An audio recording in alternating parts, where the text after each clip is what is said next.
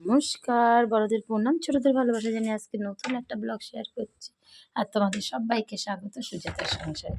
আশা করি তোমরা অনেক অনেক ভালো আছো, আমিও ভালো আছি রোজকার মতো। আজকেও নতুন একটা ব্লগ নিয়ে এসেছি তোমাদের সঙ্গে শেয়ার করার জন্য। আমরা তো খাওয়া দাওয়া করে দুপুরবেলা বিশ্রাম না করে কোথায় বেরিয়ে পড়লাম। দেখো, দুপাশে দুটো দিঘির মধ্যে দিয়ে রাস্তা, সেখানে লাইটিং জ্বালিয়ে দিয়েছে। কারণ আমরা অন্য একটা এলাকায় রাসের ঠাকুর দেখতে এসেছি। এলাকাটা পুরো গ্রাম, যেমন হয় গ্রামে, কিন্তু যে গ্রামের ভেতরেও এত সুন্দর পুজো হয়, এত টাকা খরচ করে পুজো করেছে, ভাবাই যায় না। কিন্তু দেখো, তারপরে আমি, আমার হাজবেন্ড, মেয়ে আর আমার যা চলে এসেছি টোটো ভাড়া করে। তারপরে এখন এখানে যে প্রদর্শনীটা দেখানো হবে সেটা করবে 5:30। এখন 4:45 বাজে, দেরি আছে। এখনও 40 মিনিট আমাদের ওয়েট করতে হবে। টিকিটেরও ব্যবস্থা আছে 10 টাকা, কিন্তু এখন তো লোক আসেনি। যখন বেরোচ্ছিলাম তখন প্রচুর লোক ছিল। অবশেষে আমরা ভেতরে প্রবেশ করলাম, 5:30 বেজে গেছে। আর এত ঠান্ডা পড়েছিল কি বলবো। আমি তো সোয়েটার নিইনি, শুধু হালকা একটা স্টোল নিয়েছিলাম, তাতে তো শীত মানছিলই না।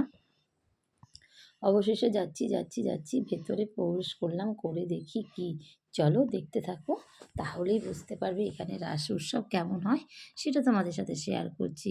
যদি ভালো লেগে থাকে প্লিজ তোমরা স্কিপ করো না কেউ, স্কিপ না করে পুরো ভিডিওটা দেখো। আশা করি তোমাদের অনেক অনেক ভালো লাগবে। রাসের যে কৃষ্ণ ঠাকুর রাসকে কেন্দ্র করে যা যা ছিল ঘটনাগুলো, সেগুলোই তুলে ধরেছে এই নবোদয় সংঘের মাধ্যম আর কি, ক্লাবের কর্তৃপক্ষরা। এই একটা ক্লাব, গ্রামেরই একটা ক্লাব, আরও আছে 3টে বড় বড়, সেগুলোও শেয়ার করব। আজকে এইটাই শেয়ার করছি। দেখো, অবশেষে চলে এসেছি। এখানে কুরুক্ষেত্রের যুদ্ধের যা যা ঘটনা ঘটেছিল সেই থিমটাই তুলে ধরেছে। আর আমরা তো অনেক সকাল সকাল এসেছি, ভিড়ের মধ্যে পড়িনি। তবে দেরি রাতের দিকে আসলে ভিড় হতো, কিন্তু আমরা যেহেতু অনেকটা দূর থেকে এসেছি, তার জন্য আমরা সকাল সকাল দিনের বেলায় এসেছি। তারপরে দেখো, এটা অনন্ত শয্যা, যে পঞ্চদেবতা আর কি, কি সাপ বলে তো এটাকে, তাই তো? সেই সাপ পঞ্চবাসুরী, সাপের মধ্যে শিবলিঙ্গ, আর ওখানে রাধা গোবিন্দ ঝুলছে। তারপরে এসে দেখি এখানেও অনেক কিছু। দেখো, কামদুনি, সরি, যেখানে আরজি করে যে ঘটনাটা হয়েছিল সমস্তকে থিমের সাহায্যে তুলে ধরেছে। দেখতেই পাচ্ছ, পুরো বিচার চাই বলে খুব সুন্দর তুলেছিল, কিন্তু ভয়েসটা দেওয়া যাচ্ছে না ওদের, যদি কপিরাইট আসে সেই কারণে, জানো তো। আর এত সুন্দর করেছে থিম দিয়ে, খুব দেখো, দেখতে খুব ভালো লাগছে। আমি ভেবেছি এটাই শেষ, এটা কিন্তু শেষ নয়, আরও চমক আছে। চলো আমার সঙ্গে দেখতে থাকো, তোমরা কিন্তু কেউ স্কিপ করো না। স্কিপ না করে পুরো ভিডিওটা দেখো, আশা করি তোমাদের অনেক অনেক ভালো লাগবে। যদি নতুন বন্ধুরা দেখে থাকো তাহলে চ্যানেলটা সাবস্ক্রাইব করে দিও, আর যদি পুরনো বন্ধুরা দেখো তাহলে একটা লাইক কমেন্ট করে পাশে থেকো। দেখো, সঞ্জীব ঘোষ যা যা ছিল, কামদুনি, সরি, আরজি করের ঘটনা সম্পূর্ণটাই তুলে ধরেছে এই তোমার মডেলের মাধ্যমে। এত ভালো লাগছিল, না আসলে হয়তো মিস করতাম, জানো তো বন্ধুরা। তো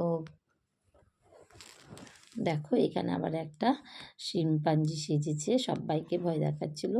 আমি বলেছি দেখিও না, আমার মেয়ে ভয় পায়, সেই কারণে ওকে দেখায়নি।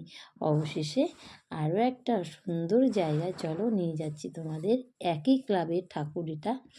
চলো, আমরা সকলে যাচ্ছি, তোমরাও আমাদের সঙ্গে সঙ্গে চলো আর দেখতে থাকো। আর কি দেখেছি, যদি স্কিপ করো তাহলে কিন্তু অনেক কিছু তোমরা মিস করে যাবে, জানো তো। এই দেখো, আরও একটা ঠাকুর, এখানে সমস্ত সূর্য দেবতাকে কেন্দ্র করে সূর্য দেবতা আছে, তারপরে বিভিন্ন ঠাকুরও আছে, দেখেছো। এই একটা, এটা মনে নরসিংহদেব না কি জানি না, সব ঠাকুরের নাম তো আমরা জানি না, যতটা জানি ততটাই বলছি। আর তোমরা যদি জেনে থাকো কমেন্ট করে বলো। আর থেকে থেকে সেলফি জোন ছিল, জানো তো, দুটো এই ঠাকুরের প্যান্ডেলটার সামনে সেলফি জোন ছিল। প্রথমে তো দেখে ভ্যাবা চাকা খেয়ে গেলাম, এই বাবা কি দেখতে আসলাম, তা আবার লাইন দিয়ে। কিন্তু সমস্ত চমক ছিল ভেতরে, ভেতরে না আসলে কিছুই বোঝা যেত না। সব সময় ওপরে চাকচিক্য দেখে মানুষকে বিচার করি ঠিকই, কিন্তু তার ভেতরটা কেমন আমরা বিচার করি না। তাই এখানে ঠাকুর দেখতে এসে সেটাই তার প্রমাণ। এই ক্লাবে, নবোদয় ক্লাবে ঠাকুর দেখতে এসে সামনের স্ট্রাকচার দেখে কেউ বিশ্বাসই করবে না এত সুন্দর হতে পারে। কিন্তু যখন একের পর এক ভিতরে ঢুকছিলাম, দেখে অবাক হয়ে যাচ্ছিলাম আর মুগ্ধ হয়ে গেছিলাম। এখানে দেখো সূর্য দেবতা, বিভিন্ন যে গ্রহের ঠাকুরগুলো হয় না, সেই ঠাকুর, সব ঠাকুরের নাম তো জানি না।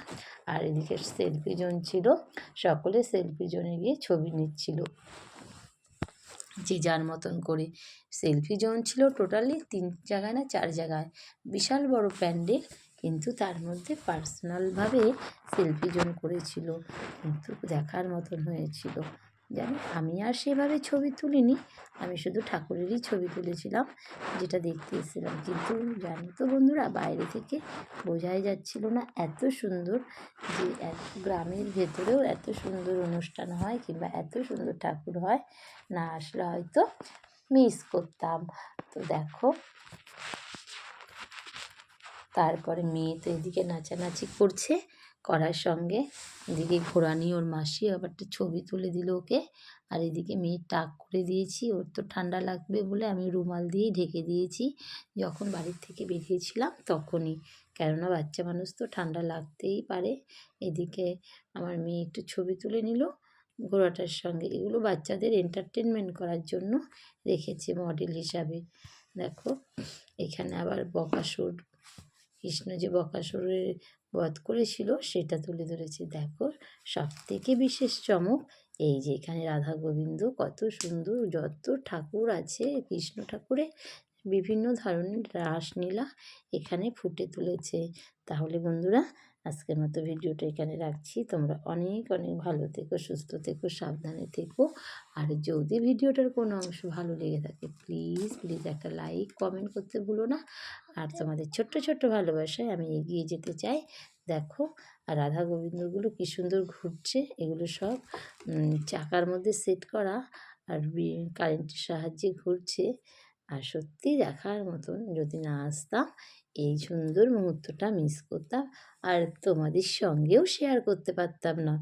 সেই কারণেই দেখো, এটা হচ্ছে ডাকিনী, ওই যে কি বলে না, কুটিলা জটিলা, সেই ওই সাদা শাড়ি পরাটা, এটা হচ্ছে কুটিলা জটিলা। আর পুরোটাই রাসলীলাকে কেন্দ্র করে রাধা গোবিন্দের সেই ছবিটাই তুলে ধরেছে। তাহলে বন্ধুরা, আজকের মতো রাখছি। তোমরা অনেক অনেক ভালো থেকো, সুস্থ থেকো, সাবধানে থেকো। বিয়ের অনেক বছর পর এখানে এলাম ঠাকুর দেখতে, কেমন হলো তোমরা কিন্তু কমেন্ট করতে